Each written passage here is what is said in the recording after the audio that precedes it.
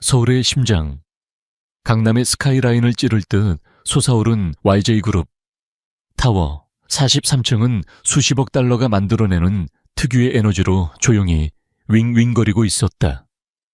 마호가니 회의 테이블 상석에 앉은 강지훈 YJ그룹 대표의 강철 같은 회색 눈이 분기 보고서를 훑태는 동안 12명의 임원은 그의 최종 판결을 숨죽여 기다렸다. 그들의 최신 인수 제안서에 대한 판결 말이다. 침묵을 가른 것은 칼날처럼 날카로운 강지훈의 목소리였다. 하트웰 딜, 10억, 금요일까지 마무리하세요. 감정도 망설임도 없었다. 차갑고 계산된 정확성. 그 정확성이 차고에서 시작한 스타트업을 14조 원 가치의 기술 대기업으로 키워냈다.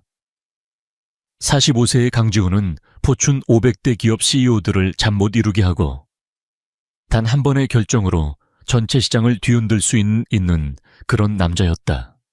하지만 그가 언제나 이런 모습이었던 것은 아니다. 기억은 언제나처럼 예고 없이 그를 덮쳤다. 작고 낡았던 첫 번째 신혼집에서 웃고 있던 서연의 모습, 그녀의 젓갈색 머리에 꽂힌 꽃 한 송이, 그의 생일 케이크를 구우려다 실패하고는 얼굴에 밀가루를 묻힌 채 웃던 아내. 그녀는 장난기 가득한 초록빛 눈을 반짝이며 말했었다. 지훈 씨, 성공은 은행 계좌의 크기로 측정하는 게 아니에요. 당신이 얼마나 많은 사람의 마음을 어루만져 주었는가로 측정하는 거지. 그는 그녀의 코에 묻은 밀가루를 입술로 떼어주며 그 말을 절대 잊지 않겠다고 약속했었다. 사랑이 무한하게 느껴지고 미래가 끝없는 여름날처럼 펼쳐져 있던 18년 전의 일이었다. 대표님, 재무담당 이사인 박민혁이 기대에 찬 눈으로 그를 바라보고 있었다. 핸더슨 합병건 말입니다. 강지훈은 현재로 돌아와 눈을 깜빡였다. 그의 표정은 다시 굳어졌다. 승인합니다. 다음 안건. 회의는 1시간 더 이어졌다. 각각의 결정은 수백억의 가치를 지녔고 각각의 선택은 수천 명의 삶에 영향을 미쳤다. 강지훈은 체스 마스터가 보드 위의 말을 움직이듯 아무런 감정적 동요 없이 모든 것을 처리했다. 임원들이 마침내 모두 나가고 나서야 그는 서울 시내가 내려다보이는 통유리 사무실에 다시 혼자 남았다. 개인용 휴대전화가 울렸다. 그 번호를 아는 사람은 단 3명뿐이었고 그중 2은 그의 부모님이었다. 낯선 목소리였다. 망설이는 듯한. 강지훈 대표님 되십니까? 서울중앙병원의 엘리자베스 헤이즈입니다. 부인 되시는 김서연 씨 일로 연락드렸습니다. 시간이 멈췄다. 아래로 펼쳐진 도시가 얼어붙는 듯 했다. 건물의 소음이 침묵 속으로 사라졌다. 강지훈은 휴대전화를 너무 세게 쥔 나머지 손가락 마디가 하얗게 질렸다. 교통사고가 있었습니다. 대표님, 강변북로에서 연쇄 추돌 사고가. 부인께서는 응급수술에 들어갔지만 의사의 목소리는 조심스러워졌다. 죄송합니다. 대표님, 저희가 할 수 있는 모든 조치를 취했습니다. 휴대전화가 그의 손에서 미끄러져 대리석 바닥 위로 떨어졌다. 통유리 창밖으로 서울은 무자비한 속도로 계속 움직였다.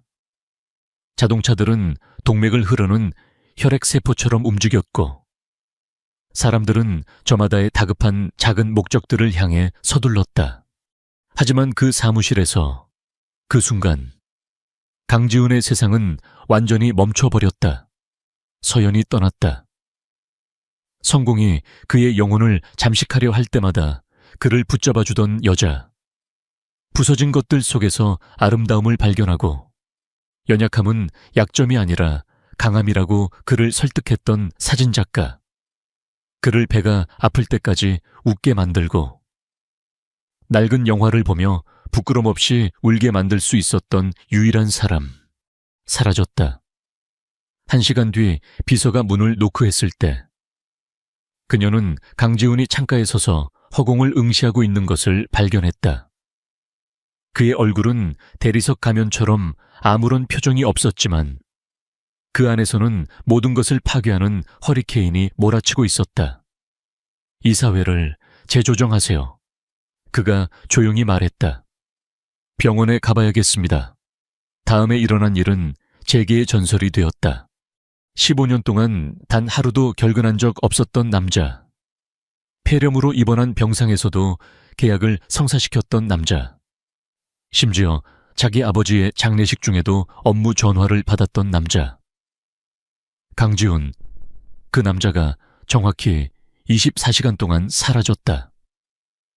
그는 서연의 장례식이 끝난 다음 날 똑같은 회색 정장을 입고 똑같은 가죽 서류 가방을 들고 똑같은 단호한 걸음걸이로 회사에 복귀했다.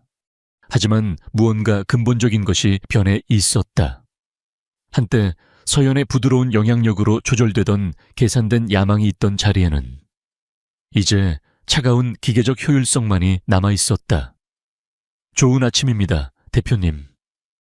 그의 비서가 조심스럽게 인사를 건넸다.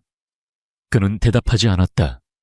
그는 그저 사무실로 걸어 들어가 문을 닫고 일과 성공의 눈사태 아래 자신의 슬픔을 묻어버리는 과정을 시작했다.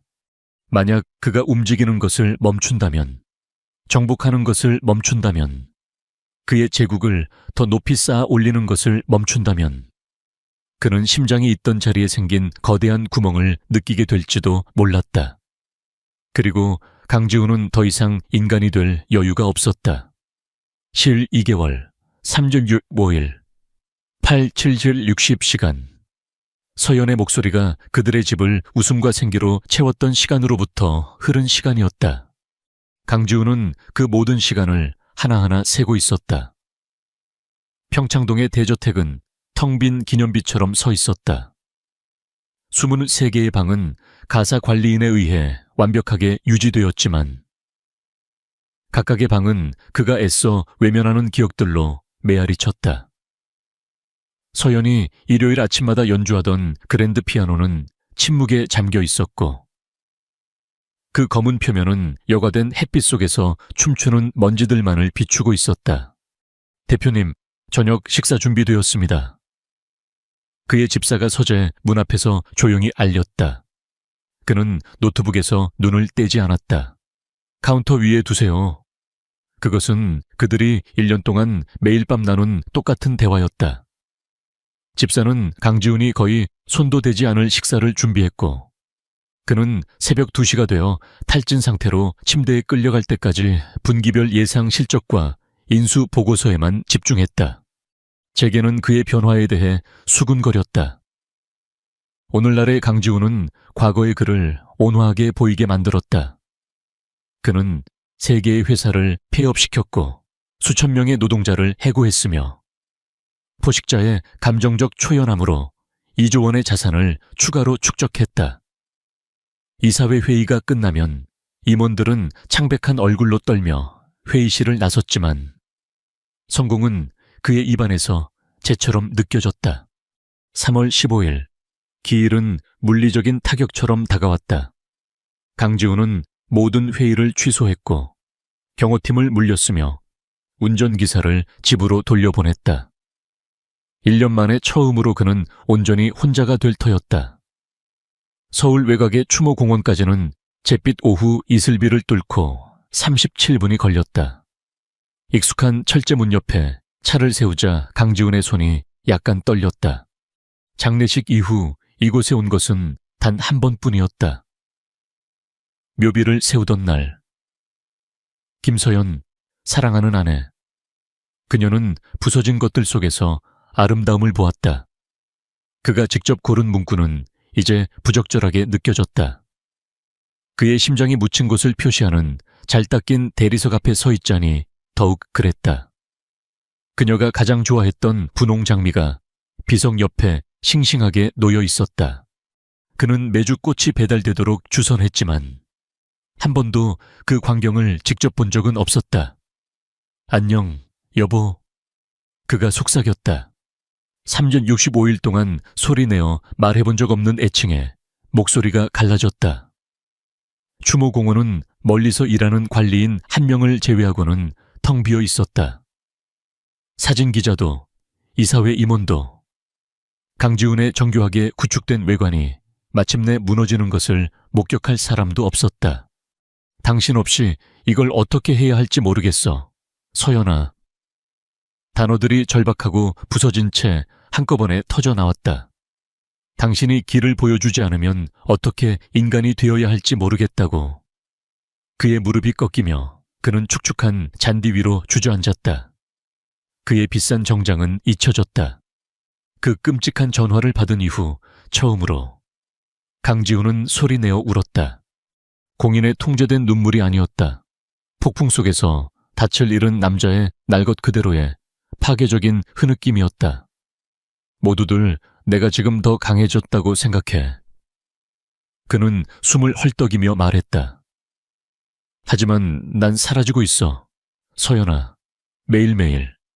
당신이 사랑했던 남자로부터 멀어지고 있다고. 어떻게 멈춰야 할지 모르겠어. 비가 더 세차게 내리기 시작했다. 그의 눈물과 섞여 1년 동안 쌓인 무감각을 씻어내렸다. 침묵과 기억에 둘러싸인 그 순간. 강지훈은 자신이 물이 아니라 상실감 외에는 아무것도 느낄 수 없는 무능함 속에서 익사하고 있다는 것을 깨달았다. 그는 어둠이 내릴 때까지 머물렀다. 마치 서연이 들을 수 있는 것처럼. 그의 말이 삶과 죽음 사이의 불가능한 거리를 어떻게든 메울 수 있는 것처럼 대리석 비석에 말을 걸었다. 마침내 일어서서 떠나려 했을 때 다리는 비틀거렸고 심장은 날 것 그대로였다. 강지훈은 내일이 그의 끝없는 밤에 첫 번째 빗줄기를 가져다 줄 것이라는 사실을 몰랐다. 그는 때때로 구원이 우리가 가장 기대하지 않고 가장 절실히 필요로 할 때 가장 작은 꾸러미와 가장 온화한 마음으로 찾아온다는 것을 몰랐다. 세 단어. 그것이 모든 것의 시작이었다. 강지훈은 손등으로 눈가를 닦았다. 아무도 보지 않았음에도 불구하고 자신의 감정 폭발의 당황스러움을 느꼈다. 비가 그의 비싼 울 코트를 흠뻑 적셨지만 이상하게도 몸은 더 가벼워진 것 같았다. 마치 서연의 존재가 그의 짓누르던 슬픔의 일부를 흡수해 주기라도 한 것처럼 그가 막 돌아서서 떠나려던 참이었다. 그들의 목소리를 들은 것은 젖은 잔디를 밟는 부드러운 발소리, 저녁바람에 실려온 조용한 속삭임. 은주 할머니가 이 꽃을 좋아하셨을 거야.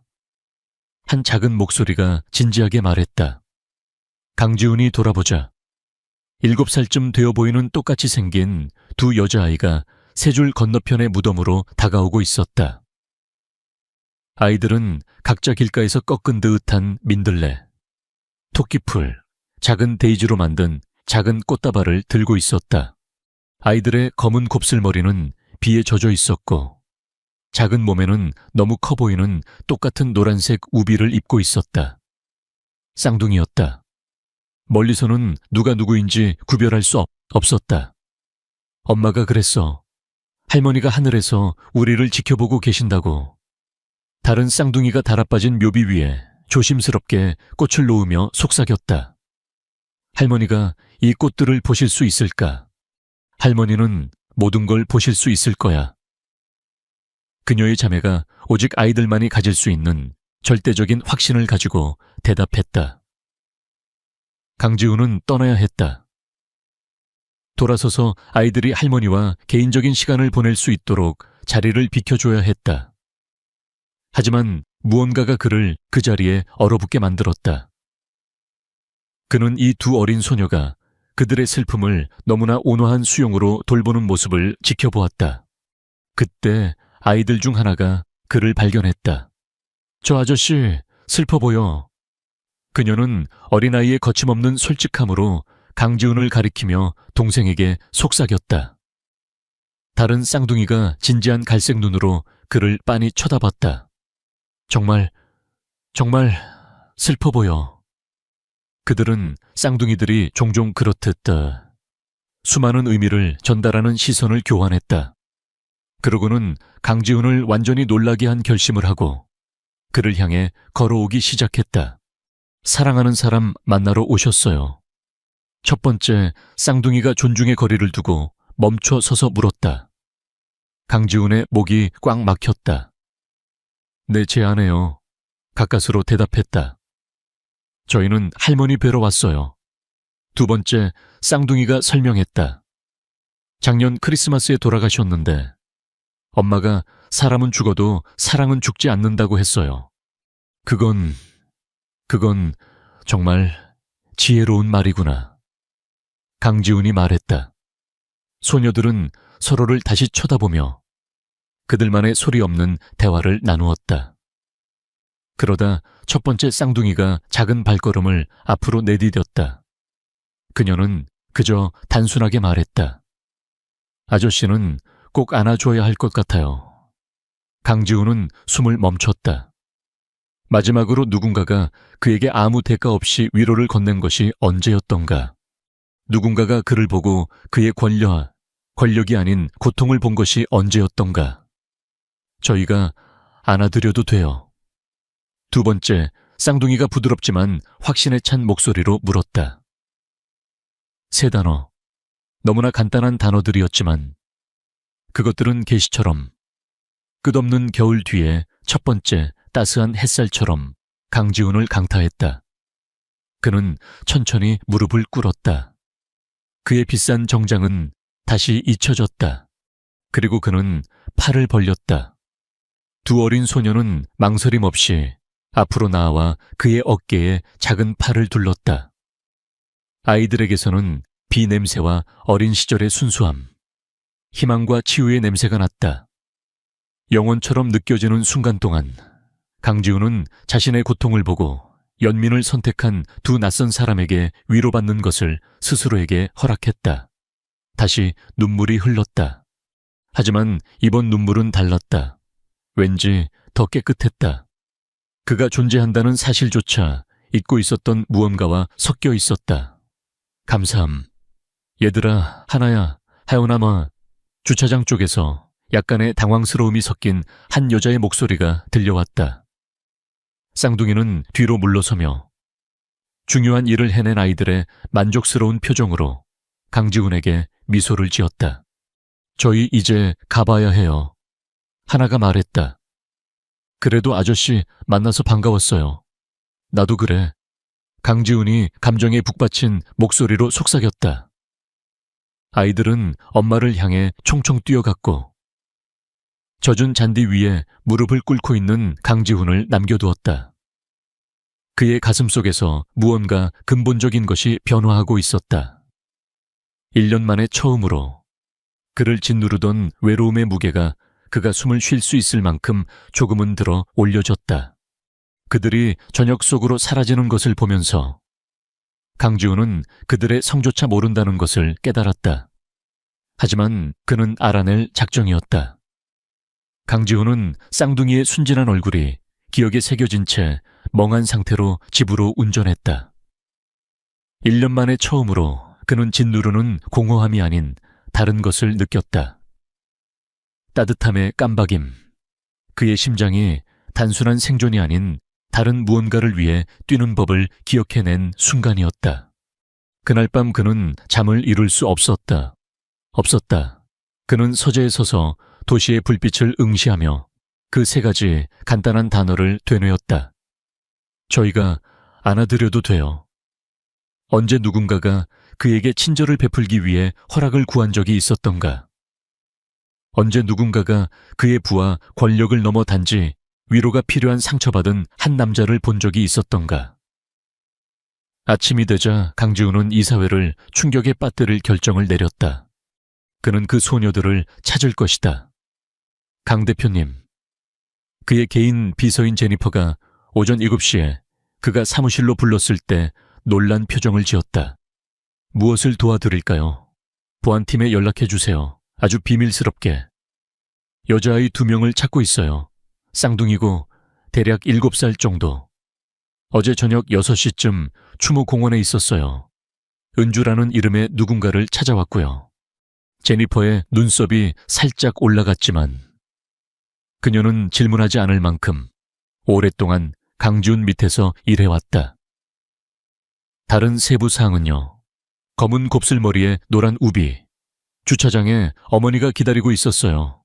강지훈은 잠시 멈췄다. 이상하게도 마음이 약해지는 기분이었다. 이건 개인적인 일입니다. 제니퍼, 완전한 비밀 유지를 부탁해요. 48시간 안에 그의 조사관들은 답을 가져왔다. 이하나, 이하은, 7세, 링컨 초등학교 학생. 그들의 어머니는 이소희, 29세, 같은 학교의 음악 교사였다. 소녀들의 아버지인 김대위는 4년 전 아프가니스탄에서 전사했다. 그들은 메이플 스트리트의 소박한 복층 주택에 살며 교사 월급으로 겨우 생계를 유지하고 있었다. 이소희, 강지훈은 조사관이 제공한 사진을 유심히 보았다. 그녀는 딸들과 같은 부드러운 눈과 검은 곱슬머리를 가지고 있었다. 하지만 거기에는 다른 무언가가 있었다. 어딘지 모르게 서연을 떠올리게 하는 조용한 강인함. 비록 그들은 전혀 닮지 않았지만 말이다. 보고서는 우아하게 고군분투하는 한 여성의 모습을 그리고 있었다. 소희는 초등학생들에게 음악을 가르치면서 저녁에는 개인 피아노 레슨을 하며 생계를 꾸렸다. 그녀는 커뮤니티 센터에서 자원봉사를 하고 군인 가족을 위한 모금 행사를 조직했으며 어떻게든 묘지에서 낯선 사람을 위로할 줄 아는 연민을 가진 두 딸을 키워냈다. 강지훈은 점심시간에 링컨 초등학교를 지나 운전하는 자신을 발견했다. 그는 길 건너편에 주차하고 놀이터를 볼 수 있는 곳에 차를 세웠다. 스토커가 된 기분이었지만 어쩔 수 없었다. 그 가족에게는 무언가가 있었다. 그 짧은 순간에 느꼈던 평화에 대해 그는 필사적으로 이해하고 싶었다. 목요일 오후, 그는 그들을 보았다. 쌍둥이는 그네를 타고 있었고 소희는 벤치에 앉아 채점을 하며 아이들을 감독하고 있었다.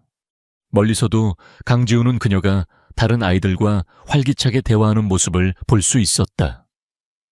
그녀가 부드러운 말로 다툼을 해결하는 방식, 그녀가 풀린 신발끈을 묶어주거나 긁힌 무릎을 닦아주기 위해 자동적으로 손을 뻗는 모습. 서연도 아이들과 함께라면 저랬을 것이다. 그는 깨달았다. 그들은 언젠가 사업이 더 안정되고 시간이 더 많아지면 아이를 갖자고 이야기했었다. 그 언젠가는 결코 오지 않았다. 대표님, 운전기사의 목소리가 그를 현실로 불러들였다. 사무실로 돌아갈까요? 강지훈은 길 건너편에 이소희를 응시했다. 그녀가 하나와 하은이가 학교가 끝나고 책가방을 챙기는 것을 돕는 모습을 지켜보았다. 이 여자는 그가 잃어버린 무언가를 가지고 있었다. 단순한 순간에서 기쁨을 찾고 계산이나 기대 없이 자유롭게 사랑을 주는 능력. 그는 그녀가 어떻게 그렇게 할 수 있는지 이해해야 했다. 그보다 더 그는 서연이 죽은 이후 처음으로 평화의 순간을 준 그 어린 소녀들에게 제대로 감사해야 했다. 하지만 어떻게 어려움을 겪는 싱글맘에게 다가가 당신의 딸들이 묘지에서 내 영혼을 구했다고 완전히 미친 사람처럼 들리지 않게 설명할 수 있을까?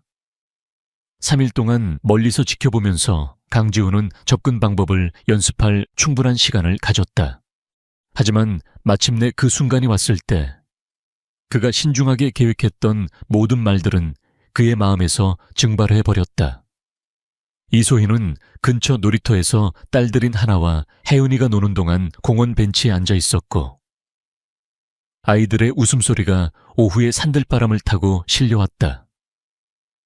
강지훈은 방과 후에 그들을 여기까지 따라왔다. 그의 심장은 프롬의 파트너를 신청하려는 10대처럼 쿵쾅거렸다. 실례합니다. 그가 그녀를 놀라게 하지 않으려고 천천히 다가가며 말했다. 이소희 씨, 소희는 읽고 있던 책에서 고개를 들었다. 그녀의 갈색 눈은 즉시 경계심으로 가득 찼다. 잘 차려입은 낯선 사람이 자신의 이름을 알고 있다는 사실은 어떤 싱글맘이라도 긴장하게 만들 터였다. 죄송합니다만 저희 아는 사이인가요? 강지훈의 입이 바싹 말랐다. 완전히 미친 사람처럼 들리지 않으면서 이런 상황을 어떻게 설명할 수 있을까? 제 이름은 강지훈입니다. 이게 이상하게 들릴 거라는 거 압니다만 제가 3일 전에 추모공원에서 따님들을 만났습니다. 소희의 눈에 무언가 떠오르는 듯하더니 이내 이해의 빛이 어렸다. 당신이 묘지에 계셨던 그분이군요. 슬픈 아저씨. 아이들이 제 얘기를 하던가요. 소희의 자세가 약간 누그러졌지만 여전히 경계심을 늦추지 않았다. 집에 와서 아내를 찾아온 슬픈 아저씨에 대해 이야기하더군요. 아이들이 당신을 걱정했어요. 그녀는 잠시 말을 멈추고 그의 얼굴을 살폈다. 하나가 제게 묻더군요. 사람이 너무 슬퍼서 죽을 수도 있냐고요. 그 단순한 한마디가 강지훈에게 물리적인 타격처럼 꽂혔다. 그 어린 소녀들이 그를 완전한 타인을 걱정했다. 집에 가서 그의 안위에 대해 걱정할 만큼 아이들에게 고맙다고 전하고 싶었습니다. 강지훈이 감정에 북받쳐 거친 목소리로 말했다. 아이들이 한 행동을 제대로 설명할 수는 없지만 그 순간 제게는 정말로 필요했던 것이었습니다. 아이들은 할머니의 마음을 닮았어요. 소희가 부드럽게 말했다. 돌아가신 시어머니께서 늘 말씀하셨죠. 친절함이야말로 우리가 줄 수 있는 가장 중요한 선물이라고요. 남편분의 어머니시군요. 네, 남편의 어머니세요. 제가 일하는 동안 아이들을 키우는 걸 도와주셨죠. 작년 크리스마스에 그분마저 잃었을 때 소희의 목소리가 흐려졌지만 그녀는 말을 끝마칠 필요가 없었다. 강지훈은 복합적인 상실의 무게를 이해했다. 삶과 조의를 표합니다. 그가 말했다. 그리고 그는 이전에 조의를 표할 때와는 다른 방식으로 진심을 담아 말했다.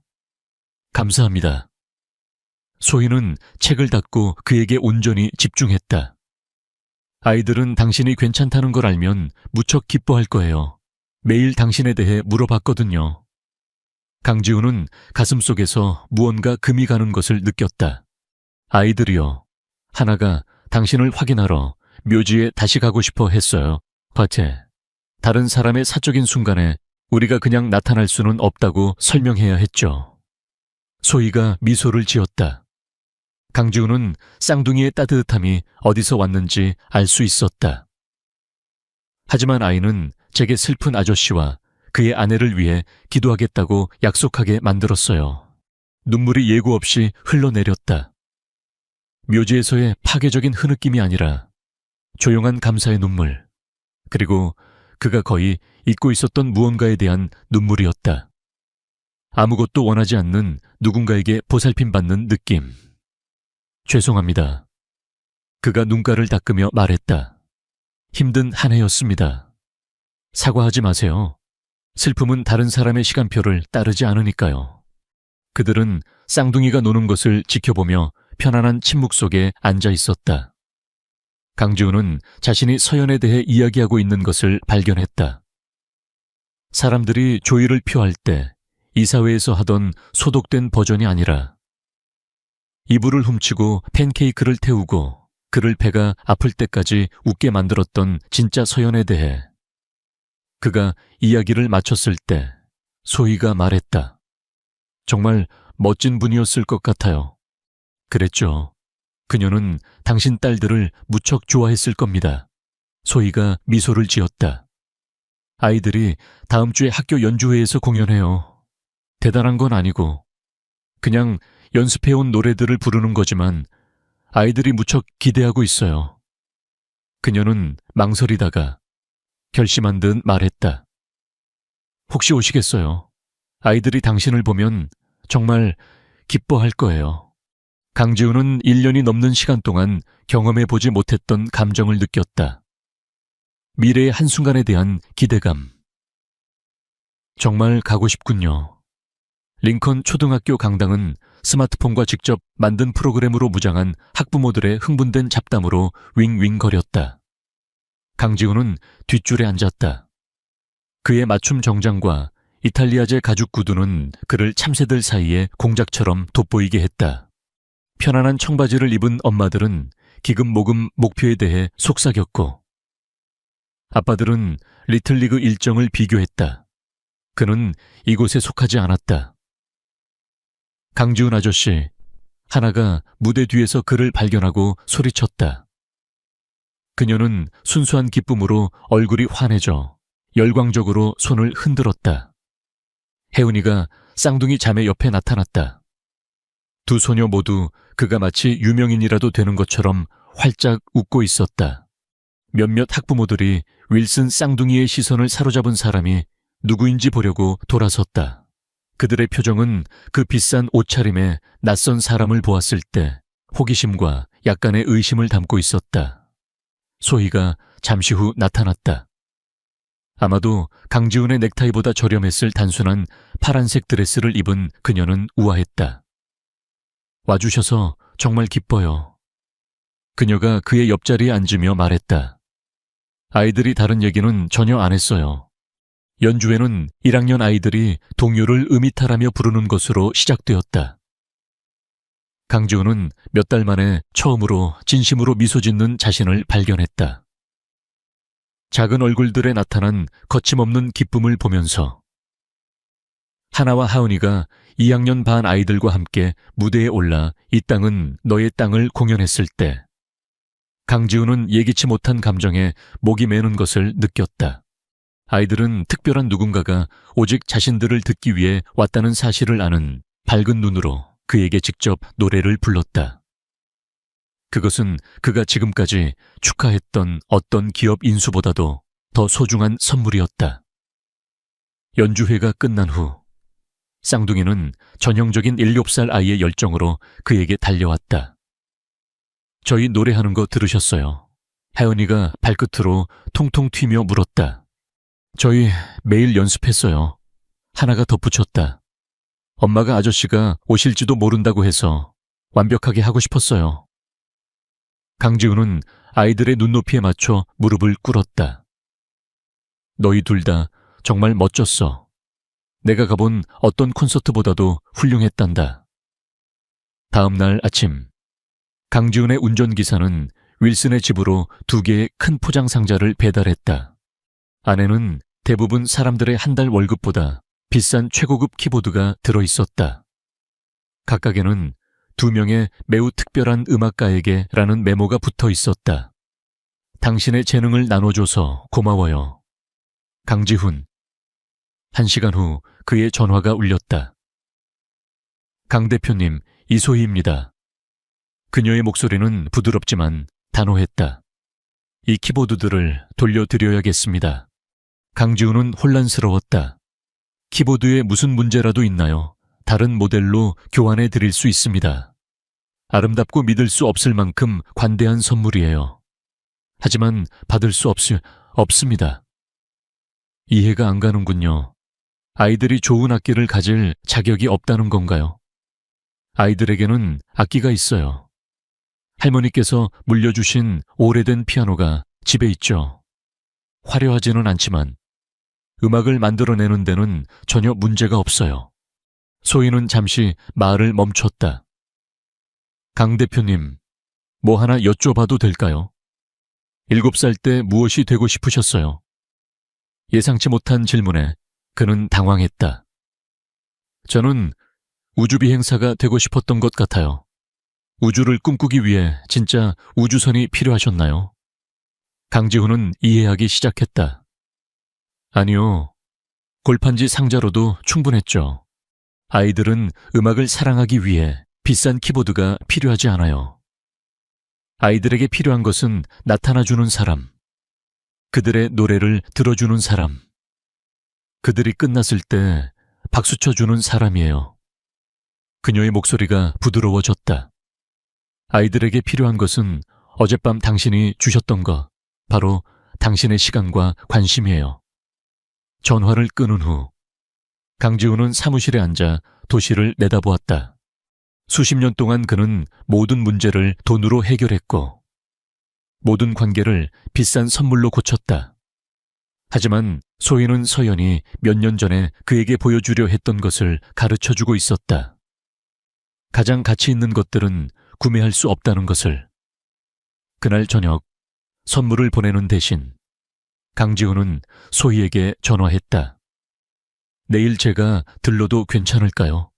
당신이 말한 그 오래된 피아노로 아이들이 연습하는 것을 들어볼 수 있을까요? 아이들이 정말 좋아할 거예요. 소희가 말했고 강지훈은 그녀의 목소리에서 미소를 들을 수 있었다.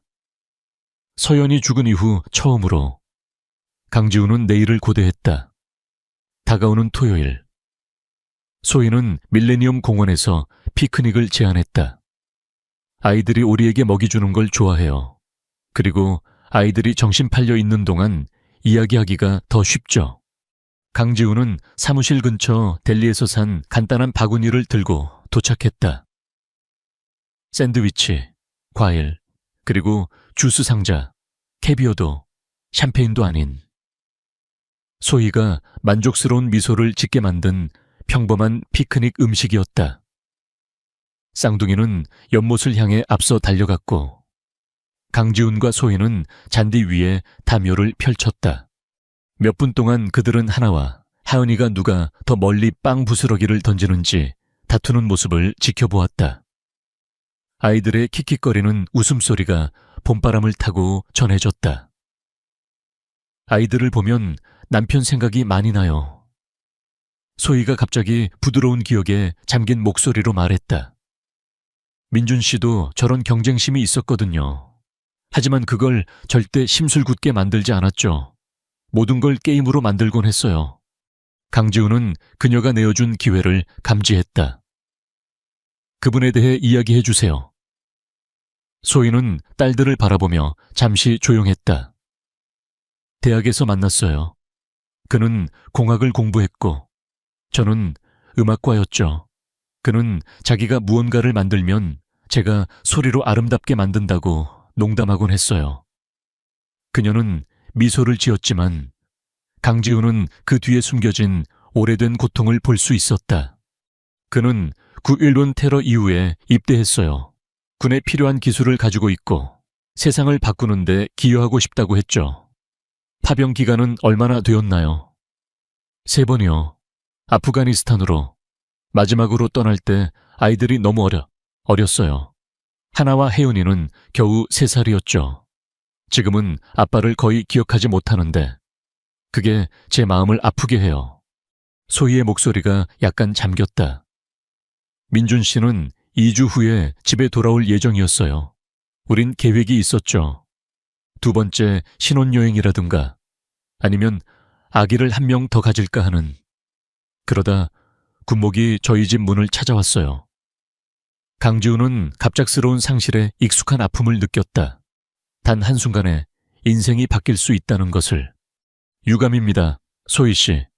그런 종류의 고통은 정말로 사라지지 않죠. 그렇죠? 아니요. 하지만 변해요.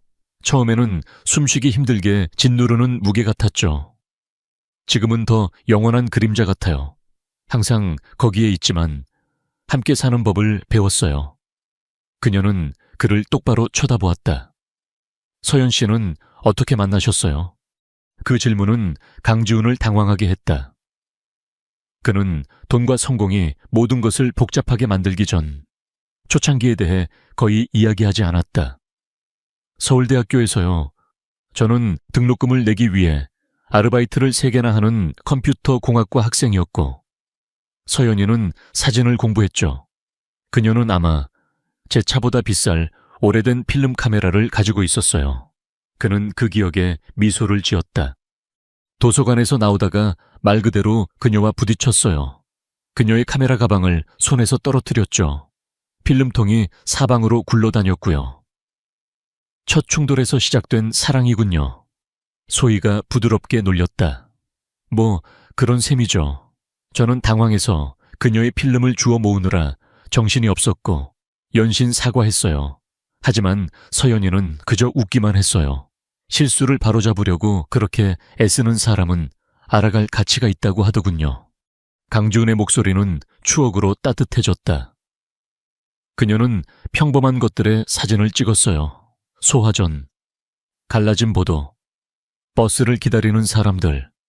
그녀는 어디에서나 아름다움을 보았죠. 저는 해결해야 할 문제만 보았는데 말이에요.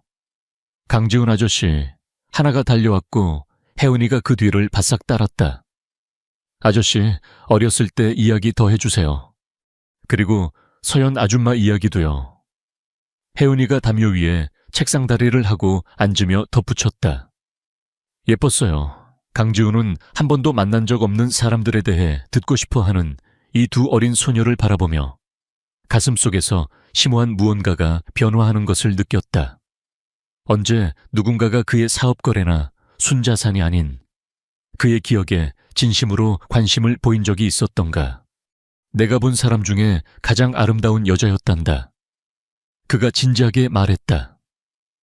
하지만 그보다 더 그녀는 주변의 모든 사람을 아름답게 느끼게 만들어 주었어.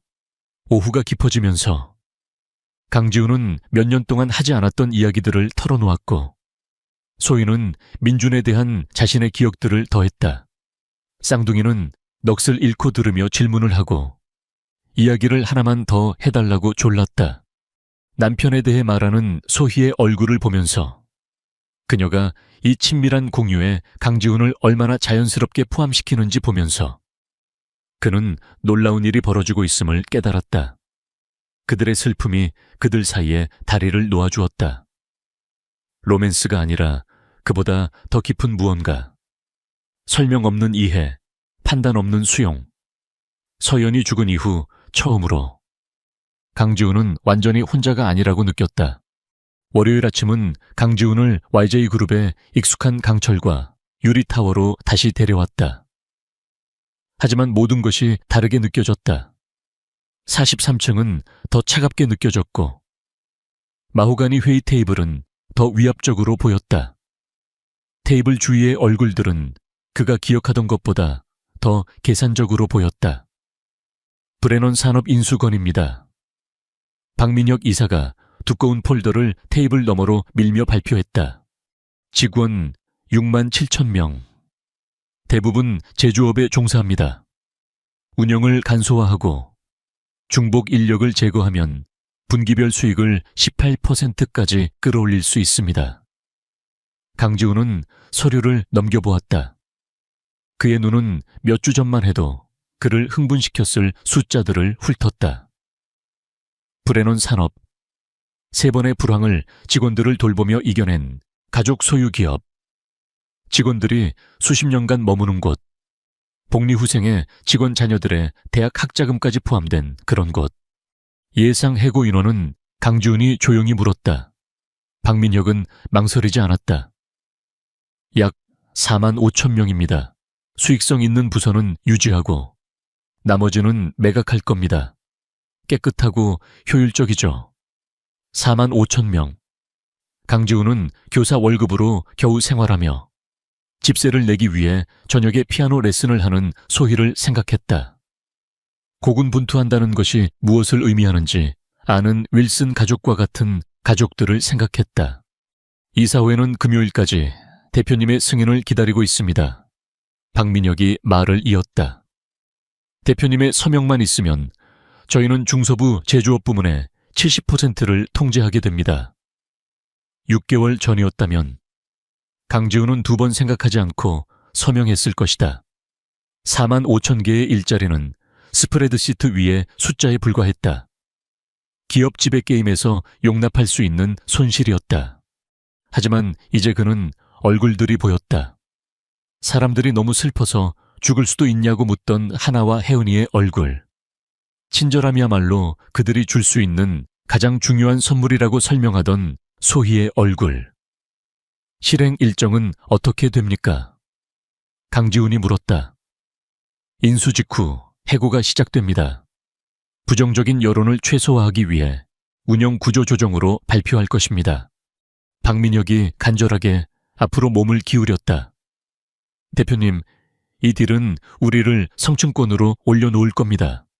우리는 무적이 될 겁니다. 강지훈은 폴더를 닫고 테이블 너머로 다시 밀어냈다. 침묵은 불편해질 때까지 길어졌다. 아니요. 박민혁이 눈을 깜빡였다. 네, 뭐라고 하셨습니까? 아니라고 했어. 이 인수는 진행하지 않을 겁니다. 회의실은 혼란스러운 수군거림으로 술렁였다. 재무 담당 이사인 박민혁은 마치 강지훈이 회사를 기부하겠다고 발표한 것처럼 그를 쳐다보았다. 대표님, 진심이십니까? 이건 10억 달러짜리 기회입니다. 우리가 실제로 필요하지도 않은 이익을 위해 4만 5천 명의 생계를 파괴하는 것 말이오. 강지훈은 일어섰다. 그의 결정은 한마디 한마디 할수록 확고해졌다. 일자리를 없애는 딜이 아니라 창출하는 딜을 찾아오시오. 공동체를 파괴하는 기회가 아니라 건설하는 기회를 찾아오란 말이오. 도대체 무슨 일이 있었던 겁니까? 박민혁의 전문가적인 가면이 깨졌다. 그 선생과 아이들과 시간을 보내기 시작한 이후로 대표님은 머리가 아니라 가슴으로 결정을 내리고 계십니다. 방은 죽은 듯이 조용해졌다. 강지훈은 모든 시선이 자신에게 쏠리는 것을 느꼈다. 그의 판단력에 대한 이토록 직접적인 도전에 그가 어떻게 반응할지 기다리고 있었다. 내 사생활은 논의의 대상이 아니오. 강지훈이 차분하게 말했다. 내 사업적 결정은 그 자체로 정당성을 갖소. 사업적 결정이라고요. 박민혁이 거칠게 웃었다. 구구자리 숫자가 걸린 딜을 감정 때문에 망치고 계십니다. 이 사회는 이런 불안정성을 용납하지 않을 겁니다. 그 말은 위협처럼 공중에 떠돌았다. 강지훈은 그것이 무엇인지 알아차렸다. 박민혁이 나를 잃어버린 CEO에 맞서 이성의 목소리인 척 자신을 포장하고 있었다. 회의는 여기까지. 강지훈이 조용히 말했다.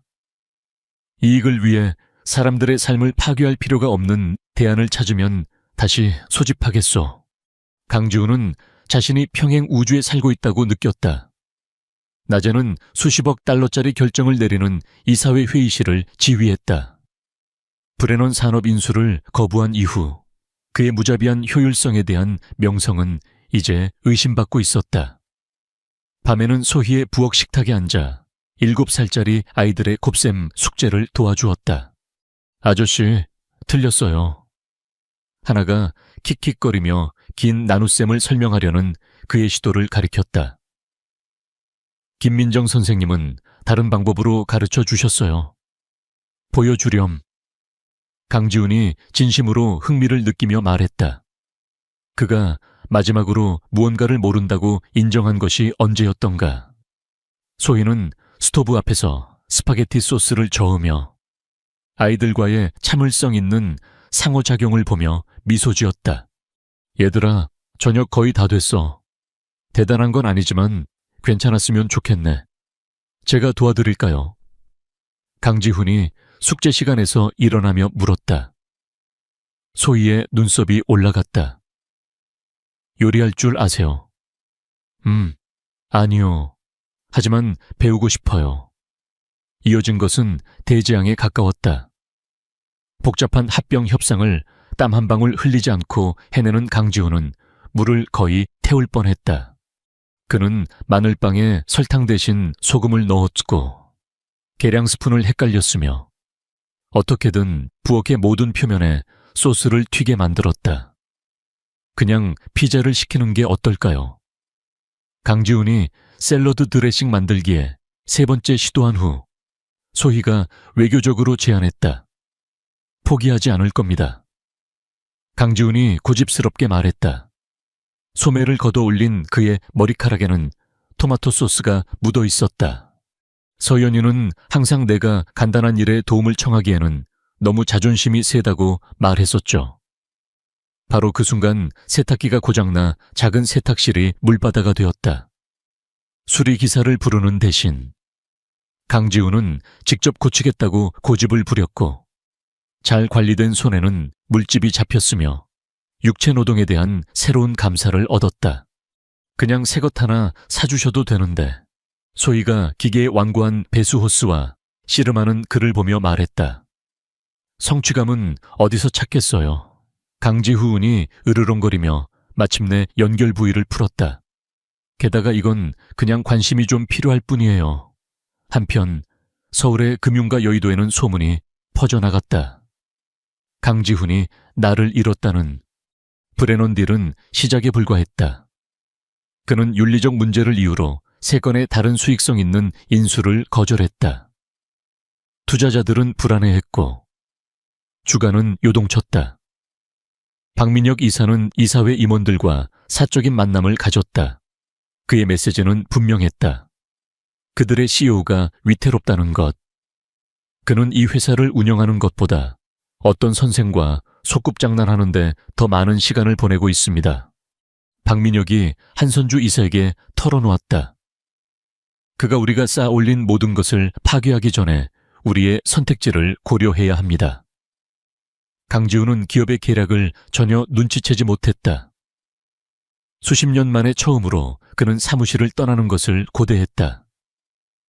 소희의 집에서 성공은 분기별 수익이 아니라 끝마친 숙제, 읽어준 이야기, 그리고 완벽하지 않은 식사를 나누며 공유한 웃음으로 측정되었다. 강지훈 아저씨. 어느 날 저녁 그가 아이들을 침대에 눕혀줄 때 혜은이가 물었다. 우리 새아빠가 될 거예요. 그 순진한 질문에 강지훈은 그 자리에서 얼어붙었다. 그는 문간에서 아주 가만히 서 있는 소희를 바라보았다. 그날 밤 텅 빈 저택으로 차를 몰고 돌아오면서 강지훈은 숙제를 돕고 요리를 배우는 사이 어느새 그의 심장이 치유되기 시작했다는 것을 깨달았다. 하지만 치유는 취약함을 의미했고 그의 세계에서 취약함은 치명적일 수 있었다. 혜은이가 새아빠가 되어줄 거냐는 순진한 질문을 한 지 3주 후 강지훈은 자신의 모든 유산을 재구성할 결정을 내렸다. 재단을 설립하고 싶습니다. 그가 놀란 법무팀에 발표했다. 서현재단입니다. 한부모 가정을 지원하는 데 중점을 둘 겁니다.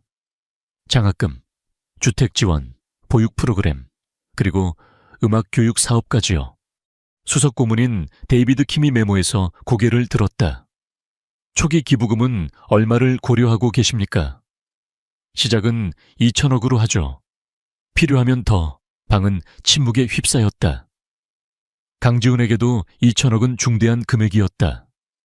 언론의 헤드라인을 장식하고 그의 동기에 대한 의문을 제기할 만한 종류의 약속이었다. 한 달 안에 서현재단은 운영에 들어갔다. 강지훈은 링컨파크에 개조된 창고를 구입하여 음악실, 과외 공간, 보육시설을 갖춘 커뮤니티 센터로 탈바꿈시켰다. 첫 번째로 시작된 프로그램은 가족을 위한 하모니로 한부모 가정의 아이들을 위한 무료 음악 레슨이었다. 당신이 교육 프로그램을 맡아줬으면 해요. 강지훈이 그의 새 재단 사무실에서 커피를 마시며 소희에게 말했다. 당신은 이 가족들이 무엇을 필요로 하는지 누구보다 잘 이해하니까요. 소희는 조심스럽게 컵을 내려놓았다. 강지훈 씨, 과찬이세요. 하지만 저는 주요 재단 프로그램을 운영할 자격이 없어요. MBA 학위는 있지만 마음이 없는 누구보다도 당신이 더 자격이 있어요. 강지훈이 대답했다. 당신은 이 삶을 살아봤잖아요. 생존과 번영의 차이를 만드는 것이 무엇인지 알아요. 언론의 관심은 신속하게 쏟아졌다. 시카고 트리뷴은 한 면의 기사를 실었다. 기술 거물의 2천억 원짜리 심경 변화. 추측은 즉각적이고 날카로웠다. 강지훈의 기업 사냥꾼에서 자선가로의 극적인 변화는 매력적인 젊은 교사와 그녀의 쌍둥이 딸들과의 우정과 의심스럽게 일치했다. 가십 칼럼은 덜 미묘했다. 학교 연주회와 가족 피크닉에서의 강지훈 사진은 그의 미스터리한 로맨스와 슬픔이 마침내 그 유명한 무자비한 사업가를 부드럽게 만들었는지에 대한 숨가쁜 추측과 함께 실렸다. 하지만 진짜 충격은 다음 이사회 회의에서 일어났다. 저는 일상적인 운영에서 물러나겠습니다. 강지훈이 경악한 이사들에게 발표했다. 제닛 첸이 즉시 CEO직을 맡게 될 겁니다. 박민혁의 얼굴이 하얗게 질렸다. 대표님, 진심이 아니시죠? 제닛은 우리와 함께한 지 5년도 안 됐습니다. 그녀는 똑똑하고 윤리적이며 분기별 이익을 넘어서는 비전을 가지고 있어. 강지훈이 차분하게 대답했다. 이 회사의 미래에 필요한 모든 것을 갖췄지. 지속 가능한 기술에 대한 혁신적인 접근 방식으로 강지훈에게 깊은 인상을 남겼던 스탠퍼드 MBA 출신의 제닛 첸은 다른 모든 사람만큼이나 놀란 표정이었다. 대표님, 영광입니다만 전환 기간 동안 제 전폭적인 지지를 받을 거요. 강지훈이 말을 이었다. 저는 회장으로 남겠지만 제 주된 관심사는 재단과 전략적 감독이지 운영 관리가 아니오. 이사인 한선주가 앞으로 몸을 기울였다. 대표님, 이건 너무 갑작스럽습니다. 시간을 갖고 고려해봐야 하지 않을까요? 결정은 최종적입니다. 강지훈의 목소리는 그의 제국을 건설했던 조용한 권위를 담고 있었지만 그 밑에는 새로운 무언가가 있었다. 그의 선택에 대한 평화. YJ그룹은 제닛의 리더십 아래 번창할 것이오. 그리고 저는 마침내 서연이 자랑스러워했을 일을 하게 될 겁니다. 회의가 끝난 후 박민혁이 복도에서 강지훈을 가로막았다. 이건 미친 짓이에요. 강지훈, 당신 돈을 노리는 여자와의 가정적 행복이라는 환상을 위해 우리가 쌓아 올린 모든 것을 파괴하고 있다고요. 강지훈이 천천히 돌아섰다. 그의 표정은 치명적으로 차분했다. 조심해, 박민혁. 이소희 씨는 이 회사 전체보다 더 가치 있는 사람이야. 다시 한번 그런 식으로 말한다면 넌 불평할 직업조차 갖지 못하게 될 거다. 박민혁은 몇 주 동안 자신의 움직임을 계획해왔다. 한때 기업의 포식자였던 남자가 이제 잠자리에서 책을 읽어주고 학교 연극에 참석하는 것을 점점 커지는 혐오감으로 지켜보았다. 그것은 YJ그룹이 대표하는 모든 것에 대한 모욕이었다. 신사숙녀 여러분, 박민혁이 자신의 펜트하우스 사무실에서 열린 사적인 모임에서 말했다. 우리는 주주들에게 신의성실의 의무가 있습니다. 강지훈 대표는 더 이상 이 회사를 이끌 정신적 능력이 없습니다. 참석한 5명의 이사들은 불편하게 몸을 움직였다. 한선주 이사가 먼저 입을 열었다. 박 이사님, 그건 심각한 비난입니다. 강 대표의 자선 활동이 무능력을 구성한다고 보기는 어렵습니다. 단순한 자선 활동이 아닙니다.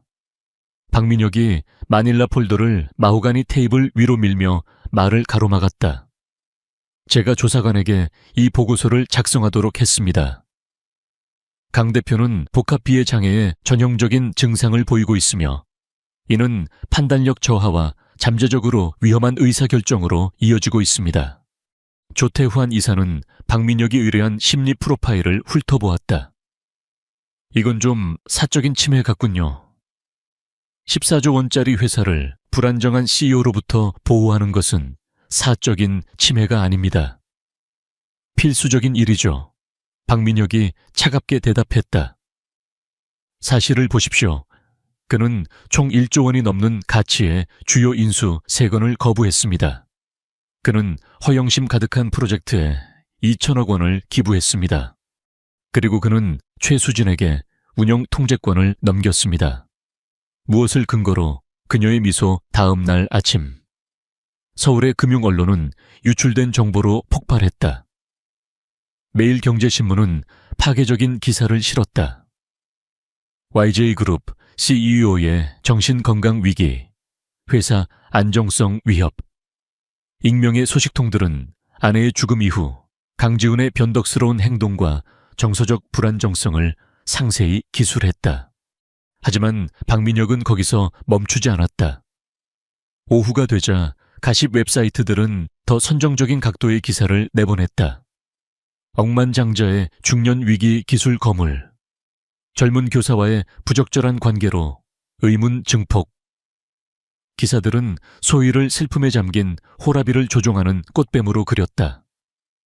무고한 가족의 순간들을 의심스럽게 보이도록 교묘하게 잘라낸 사진들과 함께 쌍둥이는 억만장자를 낚으려는 어머니의 계산된 계략의 도구로 묘사되었다. 링컨 초등학교에서의 영향은 즉각적이고 잔인했다. 우리 엄마가 너희 엄마는 부자 아저씨들 꾀는 나쁜 여자래. 쉬는 시간에 박수진이 다른 아이들이 듣도록 큰 소리로 외쳤다. 하나의 얼굴이 일그러졌다. 그렇지 않아.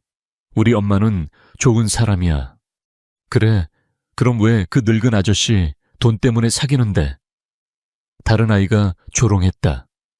혜은이가 언니를 보호하려는 듯 앞으로 나섰다. 강지훈 아저씨는 늙지 않았어. 우리 친구야. 그 아저씨가 너희 엄마한테 가려고 너희를 이용하는 거야. 수지는 군중의 기세에 힘입어 말을 이었다. 우리 아빠가 역겹다고 그랬어. 쌍둥이는 자신들의 삶에 그토록 큰 기쁨을 가져다 준 남자에 대해 왜 동급생들이 갑자기 잔인해졌는지 이해할 수 없어 눈물을 흘리며 집에 돌아왔다. 그날 저녁 소희는 재단 사무실에서 책상 위에 펼쳐진 최신 신문 헤드라인을 응시하고 있는 강지훈을 발견했다. 오늘 아이들이 학교에서 괴롭힘을 당했어요. 그녀가 그의 맞은편 의자에 조용히 앉으며 말했다. 우리에 대해서요. 당신에 대해서. 강지훈의 턱이 굳어졌다. 소희 씨, 정말 미안해요. 저는 절대로... 알아요. 그녀는 한동안 조용했다. 강지훈 씨, 아마도 이 일이 잠잠해질 때까지 우리가 한 걸음 물러서야 할 것 같아요. 제가 멀리 있기를 바라는 겁니까? 그의 목소리에 담긴 고통은 명백했다. 저는 제 딸들을 보호하고 싶어요. 아이들이 왜 사람들이 자신들의 친구에 대해 잔인한 말을 하는지 이해하지 못해요. 소희의 목소리가 약간 갈라졌다. 우리 우정 때문에 아이들이 고통받는 걸 볼 수가 없어요.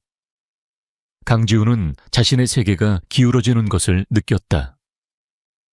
마침내 살아갈 가치가 있는 무언가를 찾았을 때 독수리들이 원을 그리며 모든 것을 파괴할 준비를 하고 있었다. 내일 이사회가 열립니다. 그가 조용히 말했다.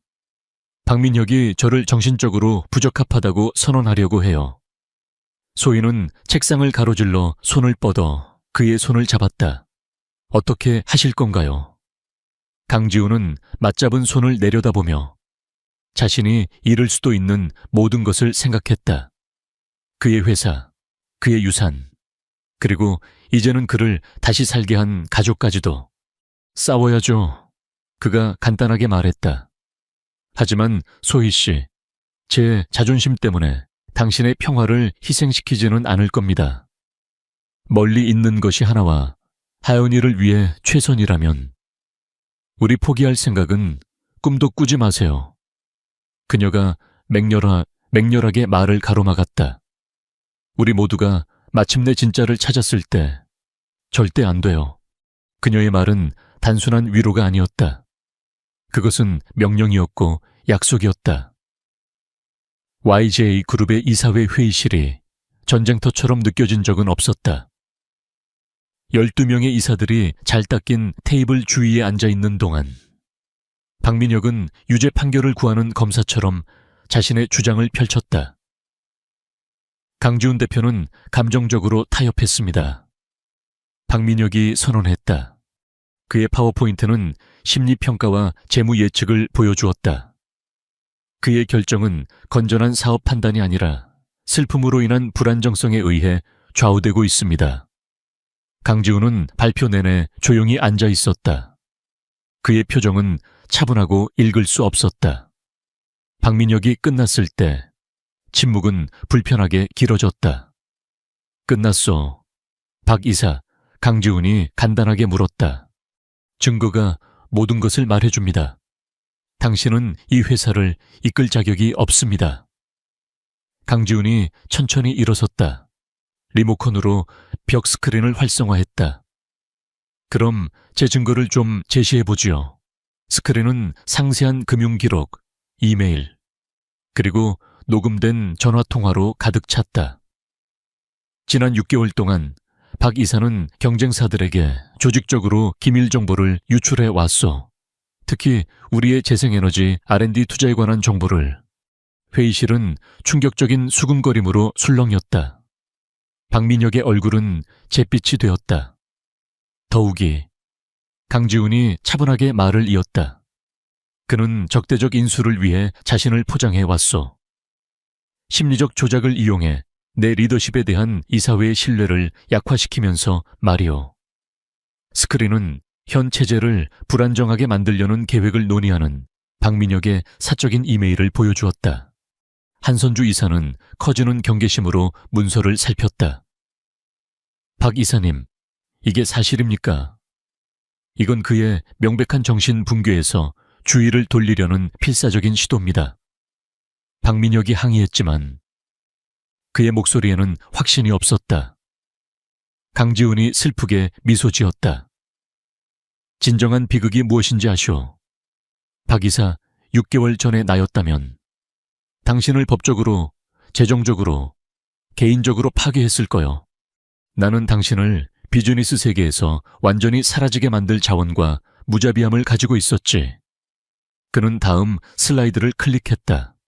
그것은 불안정한 정신의 소유자의 작품과는 거리가 먼 상세한 전환 계획을 보여주었다. 대신 나는 당신에게 선택권을 주겠소. 관대한 퇴직금을 받고 조용히 사임하든가 아니면 기업 스파이 행위와 신의성실 의무 위반으로 연방조사를 받든가. 강지훈의 발표에 담긴 정확성과 전략적 사고는 그 명료함에 있어 파괴적이었다. 이것은 슬픔에 잠긴 남자가 감정적인 결정을 내리는 행동이 아니었다. 이것은 힘과 연민의 균형을 배우는 사람의 계산된 대응이었다. 서현재단은 허영심 가득한 프로젝트가 아니오. 강지훈의 목소리는 점점 더 강해졌다. 그것은 지역 사회 안정에 대한 장기적인 투자이며 이는 우리 제품에 대한 지속 가능한 시장을 창출할 것이오. 이소희 씨와 그녀의 딸들과의 관계는 제게 중요한 것을 가르쳐 주었소. 기업은 공동체를 착취하는 것이 아니라 봉사할 때 성공한다는 것을. 조태환 이사가 앞으로 몸을 기울였다. 대표님, 이 전환 계획은 놀랍습니다. 왜 더 일찍 발표하지 않으셨습니까?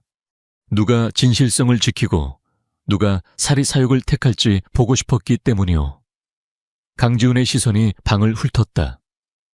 오늘 저는 이 테이블에 누가 속해야 하는지 정확히 알게 되었어.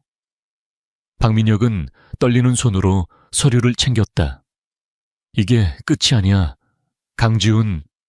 아니, 끝났어. 강지훈이 조용히 대답했다. 그리고 박 이사, 이소희 씨에게 감사해야 할 거요. 그녀가 바로 내가 파괴되신 자비를 선택한 이유니까. 이사회에서의 대결이 있은 지 3주 후 강지훈의 삶에 평화가 돌아오기 시작했다. 언론의 관심은 잦아들었다. 박민혁은 조용히 사임했다. 그리고 가장 중요하게도 쌍둥이는 학교에서 다시 명랑한 자신들의 모습을 되찾았다. 이제 누구에게든 자신들의 친구, 강지훈 아저씨에 대해 자랑스럽게 이야기했다. 조용한 일요일 오후, 강지훈은 이례적인 제안을 했다. 우리 함께 추모공원에 갈까요? 그가 소희의 집 현관에 앉아 작은 앞마당에서 나비를 쫓는 소녀들을 보며 물었다. 소희는 즉시 그 의미를 이해했다. 그들은 배우자에 대해 자주 이야기했지만 항상 따로, 항상 과거형으로 이야기했다. 아마도 이제 그들의 옛사랑을 그들의 새로운 시작에 소개할 때가 된 것이었다. 추모공원에서 그들은 각자 꽃을 들고 달아빠진 묘비들 사이를 함께 걸었다. 쌍둥이는 앞서 달려가다가 익숙한 무덤에 다다르자 정중하게 멈춰 섰다. 강지훈은 서연의 대리석 묘비 옆에 무릎을 꿇었다.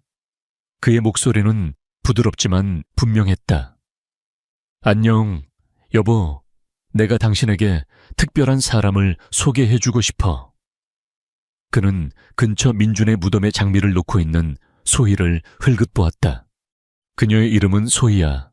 그리고 당신을 닮은 두 어린 딸이 있어. 그 아이들도 부서진 것들 속에서 아름다움을 보거든. 소희는 민준과의 조용한 대화를 마치고 강지훈이 있는 서연의 무덤으로 왔다. 서연 씨는 당신을 무척 좋아했을 거예요. 강지훈이 소희의 손을 잡으며 말했다. 그리고 민준 씨도 당신을 인정했을 거고요. 소희가 대답했다. 그는 항상 좋은 남자는 주변의 모든 사람을 더 나은 사람으로 만든다고 말했거든요. 하나와 하연이가 이 순간을 위해 미리 연습이라도 한 듯 조용히 다가왔다. 강지훈 아저씨, 하나가 속삭였다.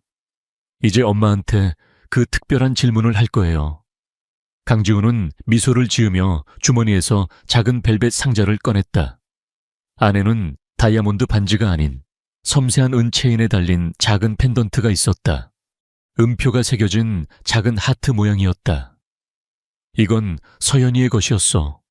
강지훈의 목소리는 감정에 북받쳐 있었다. 그녀는 항상 이것이 다음의 위대한 사랑 이야기를 위해 전해져야 한다고 말했지. 그는 소희의 눈을 들여다보았다. 이소희 씨, 당신과 당신의 딸들이 제가 살아가는 것을 포기했다고 생각했을 때 제게 다시 살아갈 힘을 줬어요. 저와 결혼해 주시겠어요? 소희의 눈물이 하염없이 흘러내렸다. 그녀는 말을 잇지 못하고 고개를 끄덕였다. 우리가 도왔어요. 혜은이가 자랑스럽게 외쳤다. 우리가 꽃도 고르고 다 했어요. 그리고 저희가 기도하면서 은주 할머니랑 서연 아줌마한테 괜찮은지 여쭤봤어요. 하나가 진지하게 덧붙였다. 두 분 다 괜찮다고 하신 것 같아요. 강지훈이 소희의 목에 펜던트를 채워주었을 때 그는 서연의 존재를 부드러운 산들바람처럼 느꼈다. 작별 인사가 아니라 그녀의 기억을 기리며 다시 삶을 껴안는 사랑에 대한 그녀의 축복이었다. 한때 슬픔이 그를 거의 파괴할 뻔했던 그 장소에서 그를 구해준 가족에게 둘러싸여 강지훈은 마침내 서연이 그 모든 세월 동안 그에게 가르치려 했던 것을 이해했다. 사랑은 나눌 때 배가 된다. 그것은 과거를 퇴색시키는 것이 아니라 미래를 풍요롭게 한다. 쌍둥이는 두 사람을 껴안으며 결혼식 계획과 이제 두 명의 아빠를 가질 수 있는지에 대해 신나게 제잘거렸다. 한 명은 하늘에서 지켜보고 한 명은 여기에서 잠자리에서 책을 읽어주기 위해서 링컨 초등학교 뒤에 커뮤니티 가든은 마법 같은 무언가로 변해 있었다. 간단한 예식을 하자는 소희의 제안으로 시작된 것이 그들의 혼합된 세계를 완벽하게 담아낸 축하 행사로 꽃피었다. 흰색 의자들이 강지훈의 재단이 학교를 위해 지어준 작은 정자 주위에 반원을 그렸다. 쌍둥이가 선택한 해바라기와 들꽃이 모든 표면을 장식했고 그 밝은 얼굴들은 마치 자연의 회중처럼 늦은 오후에 태양을 향해 있었다. 하객 명단은 강지훈의 변화를 이야기해 주었다. 이제 자신감 있게 YJ그룹을 이끄는 최수진 CEO는 한선주 이사 및 다른 이사회 임원들 옆에 앉았다. 하지만 그들을 둘러싸고 있는 사람들은 소희의 동료 교사들, 재단 프로그램의 가족들, 그리고 강지훈을 억만장자가 아니라 숙제를 도와주고 모든 학교 연주회에 참석하는 남자로 아는 수십 명의 아이들이었다. 긴장되세요. 강지훈의 변호사이자 이제는 그의 들러리가 된 데이비드 키미 정자 근처에 서서 물었다. 무서워 죽겠어. 강지훈이 그의 단순한 남색 정장을 매만지며 인정했다. 오늘은 수천 달러짜리 양복이 아니었다. 소희 씨와 결혼하는 것 말고요. 제가 이렇게 많은 행복을 누릴 자격이 있는지에 대해서요. 음악이 시작되었다. 결혼 행진곡이나 클래식곡이 아니라 링컨 초등학교의 소희 제자들이 리코더와 바이올린으로 연주하는 Here Comes the Sun이었다. 그것은 강지훈이 그의 새로운 삶에서 사랑하게 된 모든 것들처럼 완벽하게 불완전했다. 하나와 하은이가 먼저 나타났다. 똑같은 노란 드레스를 입고 장미꽃이 피든 바구니를 들고 있었다. 그들은 화동 역할을 진지하게 받아들여 예술적인 정밀함으로 꽃잎을 흩뿌리며 정교한 패턴을 만들었다. 그때 소희가 나타났고 강지훈은 숨을 멈췄다. 그녀는 할머니의 소박한 웨딩드레스를 자신에게 완벽하게 맞도록 수선하여 입었고 목에는 서연의 펜던트가 반짝이고 있었다. 그녀의 손에는 2개의 부케가 들려 있었다. 하나는 자신을 위한 흰 장미 부케였고 다른 하나는 나중에 서연의 무덤에 놓을 작은 분홍 장미 부케였다. 예식은 어린 시절부터 소희를 알고 지낸 지역 성당의 마이클 신부님이 주례를 맡았다. 그의 말은 단순했지만 심오했다. 과거를 존중하면서 미래를 껴안는 사랑에 대해 이야기했다. 강지훈 군, 마이클 신부님이 말했다. 이소희 양을 아내로 맞아 그녀의 딸들을 자신의 딸처럼 사랑하고 기쁨과 목적이 가득한 가정을 꾸려 서연 양의 기억을 기릴 것을 약속합니까? 네, 약속합니다. 강지훈의 목소리는 흔들림 없이 확고했다. 소희 양, 강지훈 군을 남편으로 맞아 당신의 마음과 딸들의 미래를 그에게 맡기고 두려움 대신 사랑을 선택하여 민준 군의 기억을 기릴 것을 신뢰합니까? 네, 약속합니다. 소희가 뺨을 타고 흐르는 눈물을 느끼며 속삭였다. 그들이 부부로 선포되었을 때 군중은 환호성을 터뜨렸다. 하지만 영원히 기억될 순간은 다음에 찾아왔다. 하나가 오직 7살 아이만이 가질 수 있는 자신감으로 마이클 신부님에게서 마이크를 빼앗았다. 신뢰합니다, 여러분. 그녀가 큰 소리로 외쳤다. 저랑 혜은이가 중요한 말을 하고 싶어요. 혜은이가 언니에게 달려와 합류했다. 2 소녀 모두 모인 군중을 보며 활짝 웃고 있었다. 이제 우리에게는 아빠가 2분이에요. 하나가 자랑스럽게 선언했다. 민준 아빠는 하늘에서 우리를 지켜보고 계시고 지훈 아빠는 여기에서 매일 우리를 돌봐주실 거예요. 그건 우리가 특별히 더 사랑받는다는 뜻이에요. 하은이가 덧붙였고 그 말에 군중의 절반이 손수건을 찾았다. 이어진 피로연은 강지훈이 참석해본 그 어떤 결혼식과도 달랐다. 아이들이 테이블 사이를 뛰어다니는 동안 어른들은 이야기와 웃음을 나누었다. 강지훈은 쌍둥이의 2학년 담임 선생님인 김민정 선생님과 초등교육에서 예술 기금 지원의 중요성에 대해 활기찬 대화를 나누는 자신을 발견했다. 있잖아요. 소희가 그들 주위에 통제된 혼돈을 지켜보며 그의 손을 잡았다. 서연 씨가 이걸 정말 좋아했을 거예요. 당신 카메라를 훔쳐서 온종일 사진만 찍었을걸요. 강지훈은 모든 중요한 순간을 기록하던 아내의 습관을 떠올리며 동의했다. 그리고 민준 씨는 주차장에서 즉석 축구 경기를 조직했겠죠. 소희가 웃었다. 저녁이 깊어지고 손님들이 떠나기 시작할 무렵 강지훈은 그의 세 가족과 함께 서서 해가 하늘을 금색과 분홍색으로 물들이는 것을 지켜보았다. 쌍둥이는 마침내 지쳐서 여전히 화동 드레스를 입은 채 의자에서 잠들어 있었다. 그래서 이제 어떡하죠? 강 대표님, 소희가 장난스럽게 그의 공식적인 직함을 사용하며 물었다. 이제 집에 가야지. 강지훈이 간단하게 말했다. 우리 모두 함께 2년 만에 처음으로 집이라는 단어는 단순한 주소 이상의 의미를 가졌다. 그것은 사랑이 머무는 곳, 웃음소리가 복도에 메아리치는 곳, 그리고 부서진 심장이 다시 뛰는 법을 배우는 곳을 의미했다. 1년 후 강지훈 가족은 불과 3년 전에 강지훈에게는 불가능해 보였을 리듬에 정착했다. 토요일 아침은 그가 마침내 태우지 않고 만드는 법을 배운 팬케이크로 시작되었고 이어서 쌍둥이와의 어설픈 듀엣 시도가 집안을 웃음과 음악으로 가득 채우는 피아노 연습이 이어졌다. 한강변의 저택은 변모했다. 서연의 사진은 여전히 벽을 장식했지만 이제는 소희의 예술 작품과 쌍둥이의 학교 과제물과 공간을 공유했다. 오랫동안 침묵했던 그랜드 피아노는 이제 즉석 댄스 파티와 경쟁하는 숙제 시간이 벌어지는 거실의 중심이 되었다. 준비됐어요. 서재에서 기업 보고서 대신 재단 제안서를 검토하고 있는 강지훈을 발견한 소희가 물었다.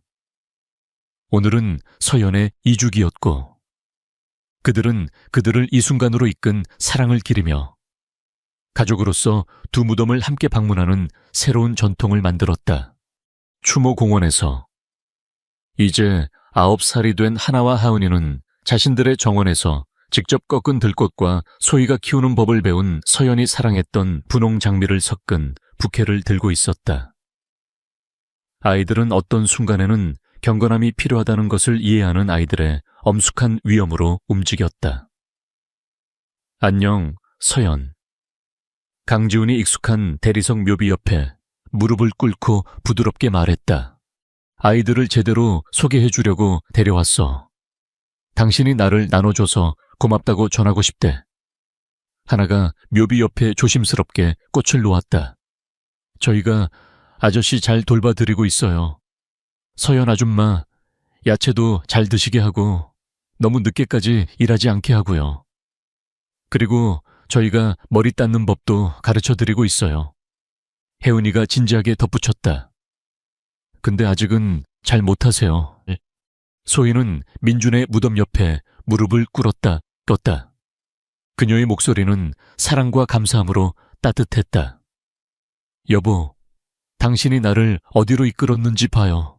우리 딸들을 짐이 아니라 선물로 보는 남자에게로. 당신은 좋은 선택을 했어요.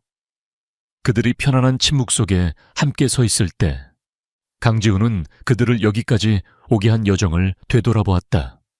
주가와 인수 목표로 성공을 측정했던 무자비한 사업가는 사라졌다. 진정한 분은 숫자로 셀 수 없다는 것을 이해하는 남자로 대체되었다.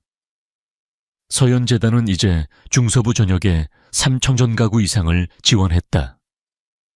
최수진의 리더십 아래 YJ그룹은 수익성을 유지하면서 윤리적인 사업 관행의 모델이 되었다. 하지만 강지훈의 가장 위대한 성취는 돈이나 언론 보도로 측정되지 않았다. 그것은 매일 저녁 그의 집을 통해 메아리치는 웃음소리였다.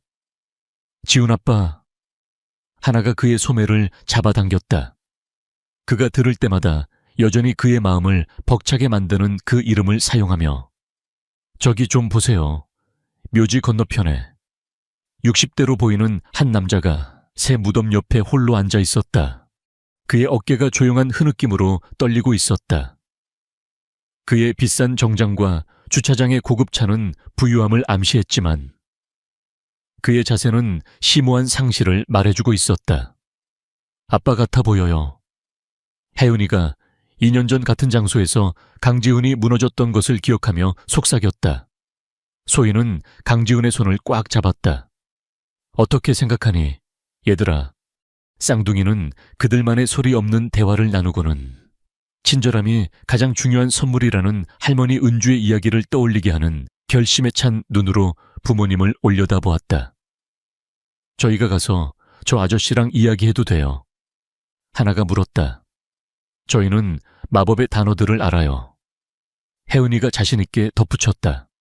강지훈은 딸들이 그에게 보여줬던 것과 똑같은 두려움 없는 연민으로 슬픔에 잠긴 낯선 사람에게 다가가는 모습을 보며 목이 메었다. 그는 그들의 대화를 들을 수는 없었지만 그 남자가 고개를 들고 한 번도 만난 적 없는 누군가에게 위로를 건네는 두 어린 소녀를 보는 순간을 보았다. 저희가 안아드려도 돼요. 그 질문이 오후에 산들바람을 타고 전해졌고 강지훈은 그 세 가지 간단한 단어가 어떻게 그의 얼어붙은 심장을 열고 빛을 다시 들여보냈는지 기억했다. 남자는 고개를 끄덕였고 강지우는 하나와 하은이가 낯선 사람의 어깨에 작은 팔을 두르고 자신의 생명을 구했던 것과 똑같은 무조건적인 연민의 선물을 건네는 것을 지켜보았다. 순환은 계속되는군요. 소희가 그들이 목격하고 있는 것을 즉시 이해하며 중얼거렸다. 차로 돌아가면서 강지우는 돈이나 권력보다 더 강한 기반 위에 재건된 삶에 심오한 만족감을 느꼈다. 그의 딸들은 이제 그는 그렇게 생각했다. 할머니 은주에게서 배우고 자신들의 경험을 통해 다듬은 교훈을 이어가고 있었다. 치유는 단순한 인간적 연결에서 시작된다는 것을. 그 아저씨, 괜찮아질까요? 하나가 슬픔과 함께 더 이상 혼자가 아닌 그 남자를 돌아보며 물었다. 아주 특별한 두 천사를 만났으니 괜찮아질 거야. 강지훈이 자신의 구조를 기억하며 대답했다. 그리고 때로는 그것이 바로 부서진 심장이 다시 뛰기 시작하는 데 필요한 전부란다. 서울의 거리를 운전하며 집으로 돌아가면서 강지훈은 서연이 그 모든 세월 동안 그에게 가르치려 했던 것을 이해했다. 성공은 당신이 축적한 것으로 측정되는 것이 아니라 당신이 내어준 것으로 측정된다는 것을. 사랑은 나눌 때 줄어들지 않았다. 그것은 배가 되어 당신이 결코 알지 못할지도 모르는 삶에 닿는 파문을 만들어냈다. 백미러를 통해 그는 묘지가 점점 작아지는 것을 볼 수 있었다. 하지만 그들이 그곳에서 기렸던 사랑은 계속해서 더 커져갈 것이다. 세 가지 간단한 단어가 모든 것을 바꿀 수 있다는 것을 아는 두 어린 소녀에 의해 앞으로도 계속 이어질 것이다. 저희가 안아드려도 돼요. 때때로 구원은 가장 큰 마음을 가진 가장 작은 꾸러미로 찾아왔다.